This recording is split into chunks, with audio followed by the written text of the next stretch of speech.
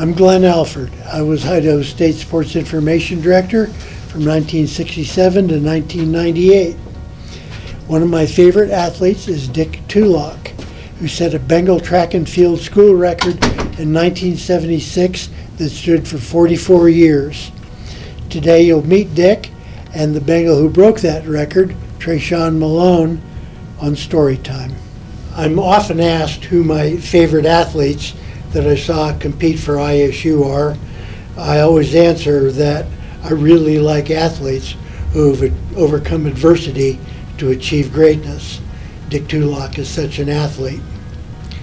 You've heard of basketball players who can jump out of the gym. In 1976, Dick jumped out of Flagstaff, Arizona.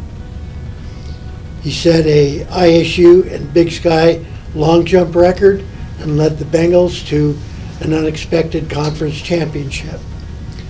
But before exploring that feat, we need to meet the Dick Tulloch, who was introduced to Pocatello while a student at Rock Springs, Wyoming High School. This photo shows Dick receiving the Outstanding Athlete Award at ISU-hosted Sam Benyon High School track meet in Pocatello. Dick, did knowing early on what a great track venue ISU and the Mini Dome was, did that affect where you chose to go to college?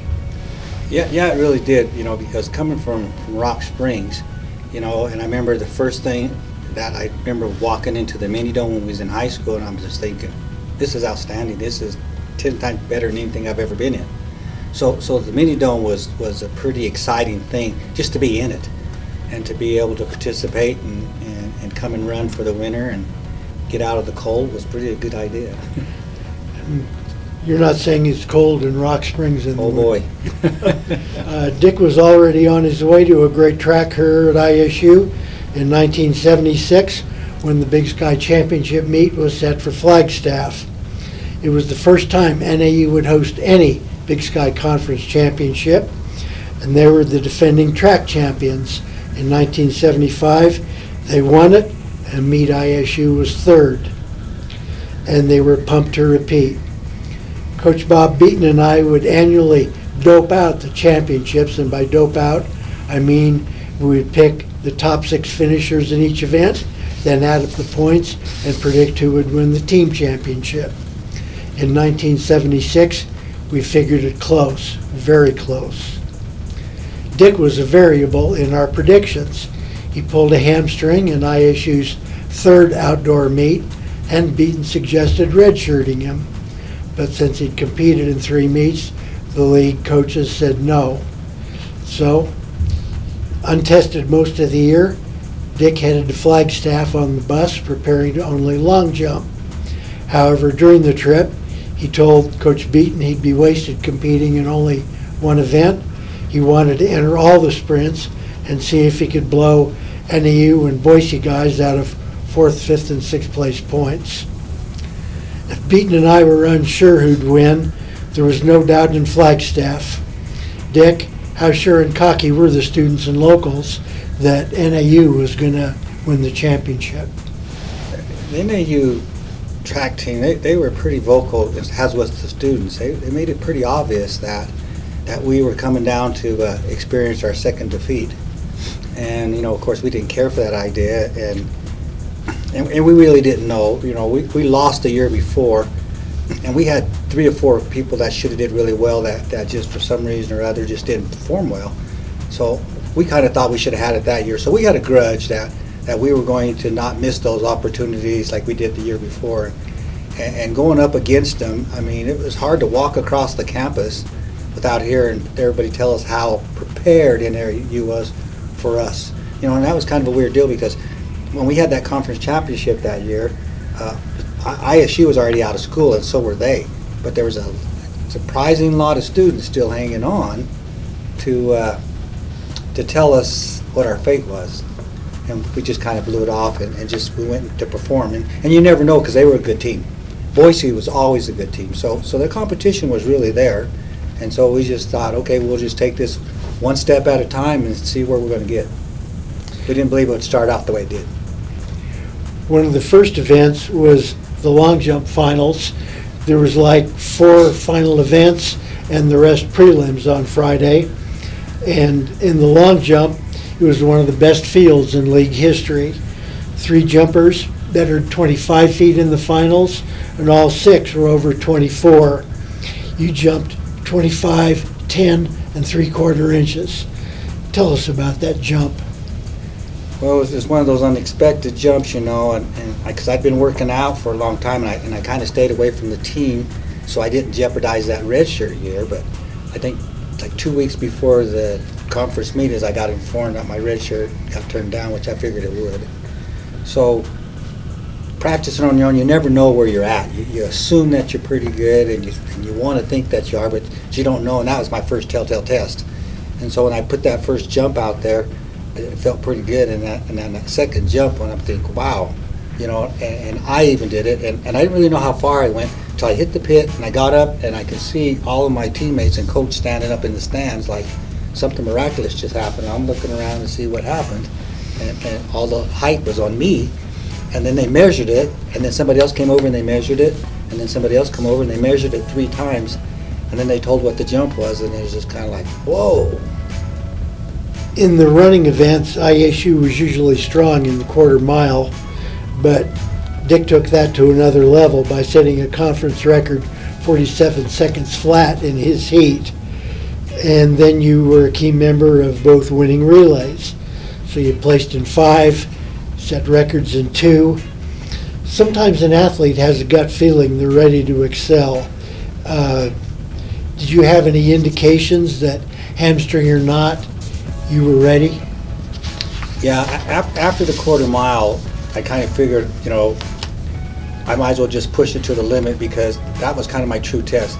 I hadn't had any times in the 1/4 mile, so of course going in there they stuck me out in lane 8.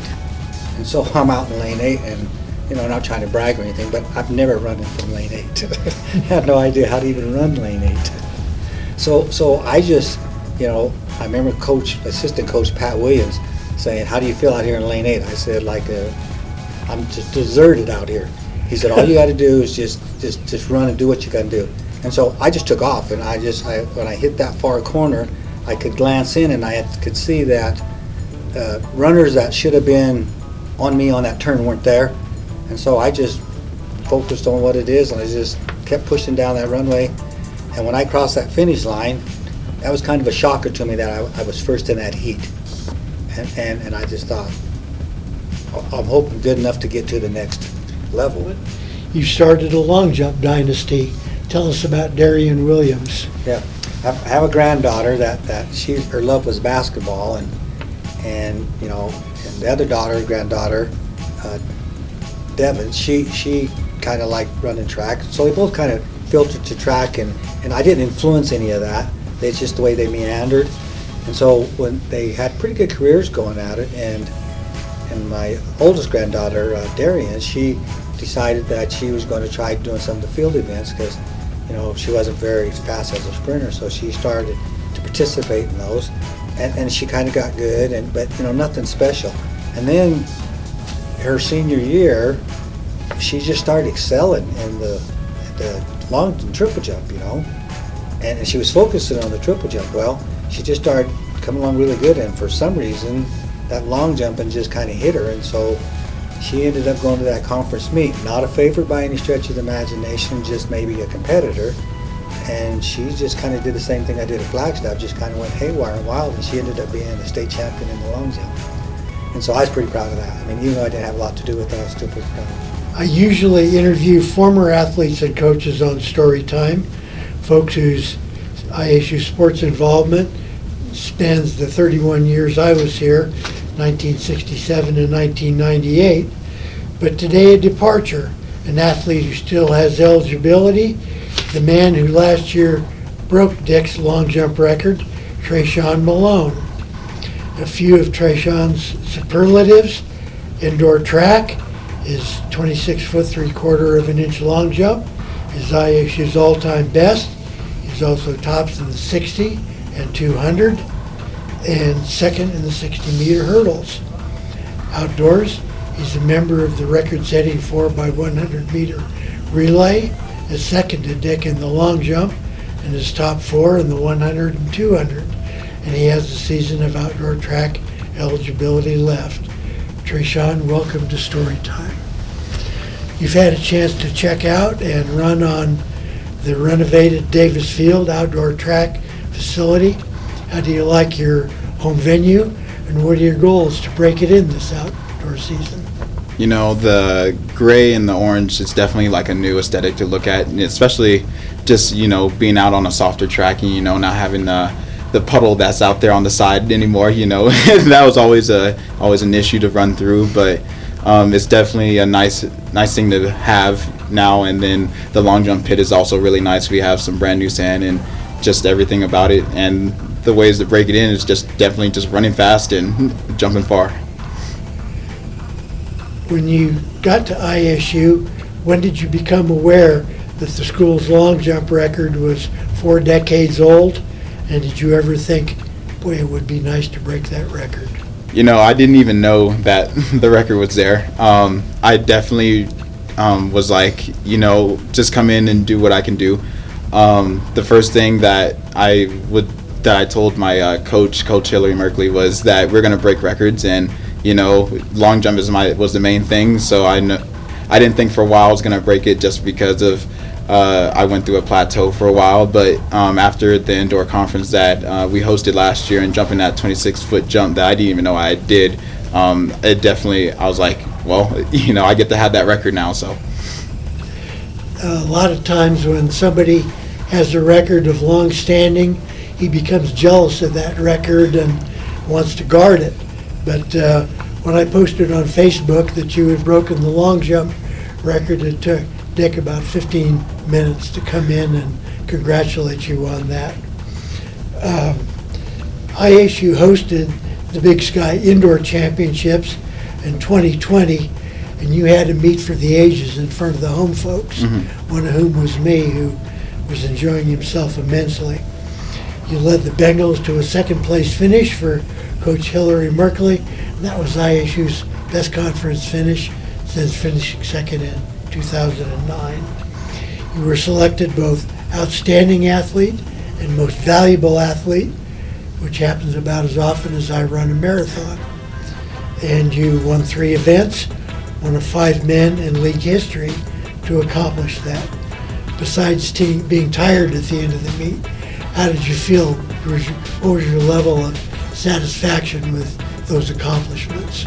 My level of satisfaction was definitely like I felt like I did it all, you know. I put everything out there for the team and just for my coach, and then also my mom that got to come down and be there with me for that event. You know, I had to put on a show, so I didn't waste their time for being down here. I definitely was like, I felt satisfied with everything that I did, and just had to let it sit for a couple days, you know. But after those couple days, I had to get back to the right mindset, because I had nationals going on, and also jumping 26 feet. I was like, I got to do it again, because to me, if I don't do it again, it's not a real thing. It's kind of like a fluke. Because my old coach at my junior college is like, just because you get a new PR, you have to do it twice.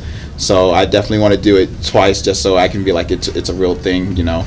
And so going to that meet, indoor nationals, I was ready to possibly do it again, just because I felt ready, and I felt the same I did when I went to when we had the conference meet here. So, you know, just being there and practicing on the runway that they had for us in New Mexico at the stadium, I was running down the runway a couple times. I was like, I definitely feel ready to jump another 26 feet and hopefully come out on top.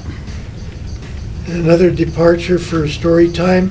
I'm going to turn the remainder of the time over to Dick and Trayshawn. They can talk long jumping, records, injuries, rehab, whatever you want. Go for it, gentlemen. One thing that's always been impressing me being a track guy, there's sprinters, there's field event guys, they can double, but to have you be a sprinter, field event guy, and a hurdler, I mean, you're a rare commodity. They don't make that combination. And anybody that knows anything about track and field can superly appreciate the fact of what you bring to the table. Yeah. So, you know, outside of breaking my record and some of the things you do, the plus that you do those 3 events and you do it extremely well, it's just amazing to me. It's very impressive. And like I said, I know this is, from all the ISU people from the past, there's kudos to you for being able to accomplish those tasks, because it don't come easy. Thank you. I definitely, with being able to do all those tasks, it's just, it's a lot of hard work at practice.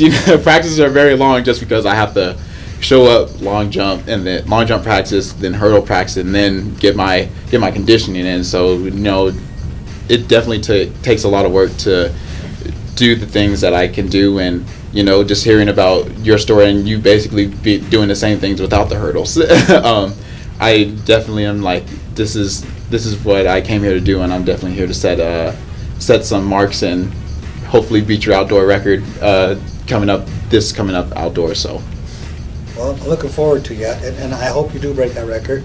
I hope your team goes on and gets it together, and with your motivation, I hope you guys go win a conference championship, because that's the only thing that's eluding you is a conference championship. So with your talent and your ability, I think that's next in line for you, and I'm looking for great things, and I'm excited to follow you in all your ventures from here on out. Thank you. I definitely think that with the way we've been training this COVID season, I guess you can call it, we're ready to go and shock everybody, beat Montana State, Montana, and then hopefully shock NAU, just because they're a great team and they run deep in the distance, and so it just us being firing on all cylinders, we definitely have to just come out and set it all out there on the track for that day, and me as well, if I can go out there and put together what I did for indoor conference again for outdoor performance, then I think we definitely have a shot, because I definitely want to take an outdoor conference championship as a team, because that's, like you said, that's the only thing that I'm missing for my accolades that I have. So I definitely want to win one, and hopefully leave the school with one final accomplishment. Well, good, because I came over here from Rock Springs, Wyoming, small town, and the last thing you expect is a small town kid to come over and excel at that level. Mm-hmm. And so, I always thought somebody that would beat that record would be maybe a Californian or a Texan or something like that. But coming from Arizona and a fairly average town of Yuma, that's almost kind of rewriting the history books all over again. So yeah. I'm looking forward to you just setting those goals up there, and then maybe 25, 30 years from now, some special kid will come along and you'll be having a conversation with him. I would hope the same thing. That's definitely something I would love to do one day. Like I said, I want to at least keep my record for 5-10 years, just so I can say I had it for a long time. It's definitely, with being a small town kid, I've never been looked at as someone that would do these great things. I think I was always like the underdog when it came to other athletes from my town. I've graduated with a couple of guys that went to go play football at Boise State, University of Montana, and they were always like the stars of the school, and just the things they did, and I always felt like overlooked, and then just like I said, being from that small town, I definitely had a little chip on my shoulder, and I was like, I want to prove people wrong, and I think I'm still doing that, and I would love to continue doing that, just doing things that people didn't think I could do. So good. I definitely think you're going to be a record setter. I think you're going to be a trend setter for this conference meet, and my best wishes goes out to you and the team. I hope you guys do extremely, extremely well, especially with your new field. Thank you. We're definitely ready to do some crazy things this year. I can tell you that right now. The way we train and the goals that we have set, and the team camaraderie that we have. So. Well, and overcoming that COVID thing, that's got to be really hard on athletes, especially because you're focusing in there and you're in your prime and you're primed and ready and you're at the peak of your shape, and to have this go on with the sports, that's got to be hard in itself, and that's almost kind of like a rehab type deal, because exactly. It's a huge letdown to know that I'm ready to perform, and yet because of a disease I can't do it. Mm-hmm. And to hold it together and keep that positive attitude and bring it on, that takes a little effort. That's kind of hard on a guy, and my hat's off to you on that one as well. Thank you. It's a kind of a good thing that we're a spring sport, just because we missed out on like the training that we usually do, but at the same time we kind of didn't, just because, like I said, we're a spring sport, so we didn't really get to miss out like the other sports, like football, a little bit of basketball and volleyball, and all the other winter sports. So the only thing that we got to miss out on was having an indoor track that we usually have. So it's a little harder to keep our training the intensity we had last year going into this year. But with just what we have right now, I think we're doing our best. Last week we got to run on the practice and jump on the outdoor track because it was actually sunny and not that cold. So we're making the best of what we can do. And like I said, the things that I've seen just from being at practice with the sprinters, the throwers, long distance, I think we still have a great attitude. And when it comes to coming to this outdoor and being limited to the meets that we've had, they've only had 3 indoor meets, and the multis are leaving this week to Bozeman, Montana, to compete. Everyone, like I said, is just ready to get into outdoor season and prove something. Yeah. I know how hard it is to train and maintain at a hard level, at a high level, when the uncertainty is there. Yeah. Because you don't know if you're going to go and get a good show of teams or not when you go. But you just take that shot. But like I said, I'm in you guys' corner, and I hope you guys do extremely well. Thank you. To all of you. Thank you. We definitely are going to make you proud. All right, thank you. You already have. On behalf of Trayshawn Malone and Dick Tulloch, this is Glenn Alford wrapping up another edition of Storytime.